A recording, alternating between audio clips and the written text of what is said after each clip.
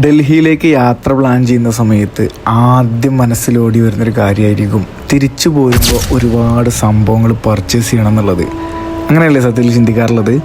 നിങ്ങൾ ഡൽഹിയിലേക്ക് വരുമ്പോൾ ഇവിടെ ഒരുപാട് മാർക്കറ്റുകളുണ്ട്, പലതരം വെറൈറ്റി ഐറ്റംസ്. അത് നാട്ടിലൊക്കെ ട്രെൻഡ് ആവുന്നതിന് മുന്നേ മാർക്കറ്റിൽ ഇന്നോവേറ്റീവ് ആയിട്ടുള്ള പ്രൊഡക്റ്റ് വരുമ്പോൾ ഇവിടെയുള്ള റീറ്റെയിൽ മാർക്കറ്റുകൾ അതിൻ്റെ ഡ്യൂപ്ലിക്കേറ്റും കോപ്പിയൊക്കെ ആയിട്ട് ഇറങ്ങും.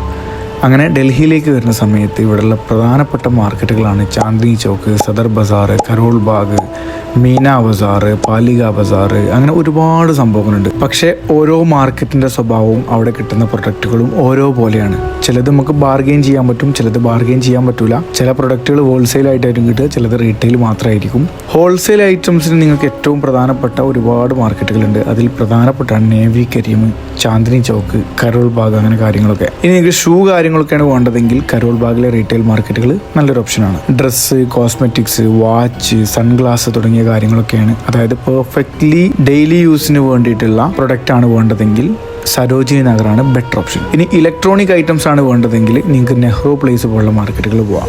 സോ നിങ്ങൾ ഡൽഹിയിലേക്ക് വരുന്ന സമയത്ത് ഓരോ മാർക്കറ്റുകളുടെയും സ്വഭാവവും ഓരോ മാർക്കറ്റുകളുടെയും നേച്ചറും വെവ്വേറെയാണ്.